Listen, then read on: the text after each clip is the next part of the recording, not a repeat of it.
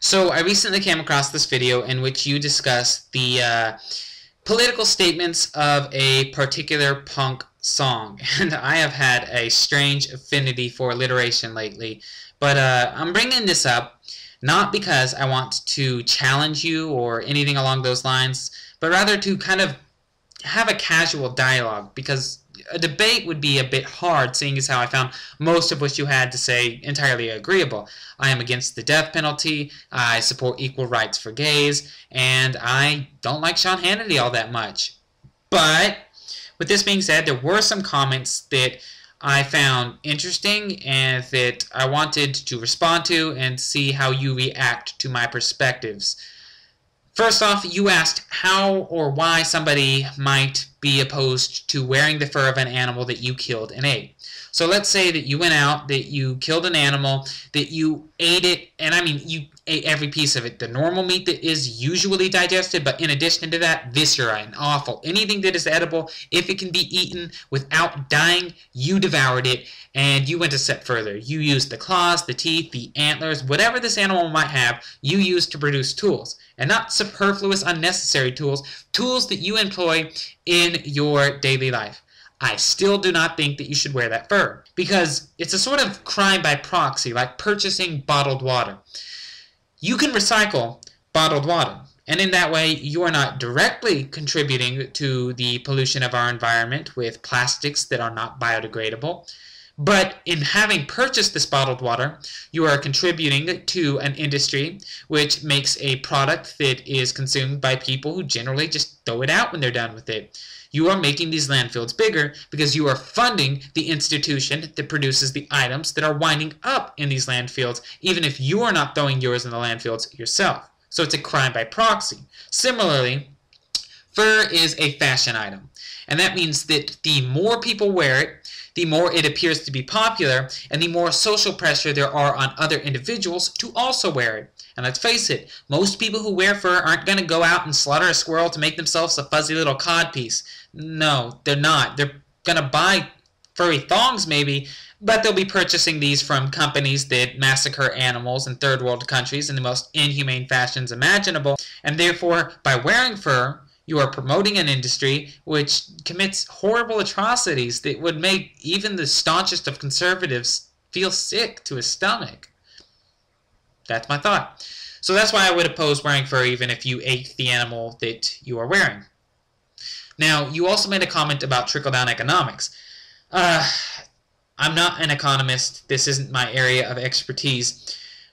But I wonder how you would react to Reaganomics. Now, Ronald Reagan came into power here in the United States during a huge economic depression. Inflation was out of control. We needed jobs. Oil prices were sailing through the roof. They were incredibly high.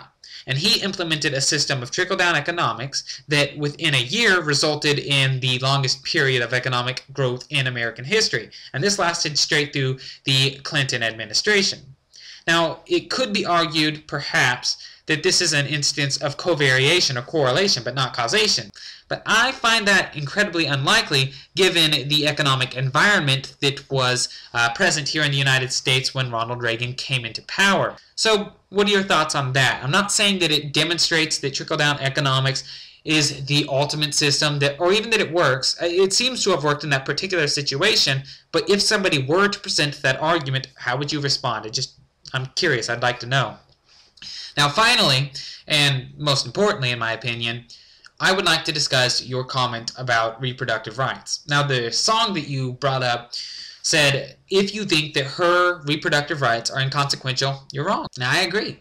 I honestly feel that reproductive rights, his or hers, are not inconsequential. They are, in fact, very, very important. They are critical elements. They are crucial aspects of our fundamental rights to privacy and personal sovereignty. And that's why I support things like the ruling in Griswold versus Connecticut, where the United States Supreme Court banned laws which restrict the use of contraceptives. We have a right to condoms. We have a right to birth control pills. We have a right to decide when we do and when we do not want to become parents.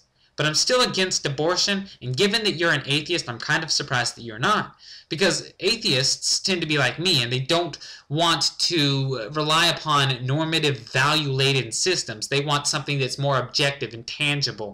So, for example, if we want to promote rights, they don't want to determine who has these rights based on what a religion says. They want to determine it based on whether or not this individual can be called a member of the species Homo sapiens. And I feel that we should establish our rights upon the reliable and rock-solid foundation of scientific humanity and not the shifting sands of philosophical personhood. And furthermore, I think that if you create a situation such that in order to exercise what would normally be a right for you, you must violate somebody else's rights, you do not get to do so. And in case you're wondering, yeah, there is a universal consensus among scientists that human life begins at the microsecond of conception, and I demonstrated this in a previous video using pro-life, pro-choice, and neutral sources from geneticists, biologists, other scientists, philosophers, politicians, even court cases and governmental documents. And I will link that video in the information bar, along with a couple of my other uploads discussing some of the other points that I made here by elaborating on them a bit more than I have time to do at this moment. Anyway, I would just like to hear how you respond to all of these things. So if it's not any kind of serious encumbrance, I would be very much obliged if you responded with a video response, a private message, or even just leaving some comments. Thank you very much.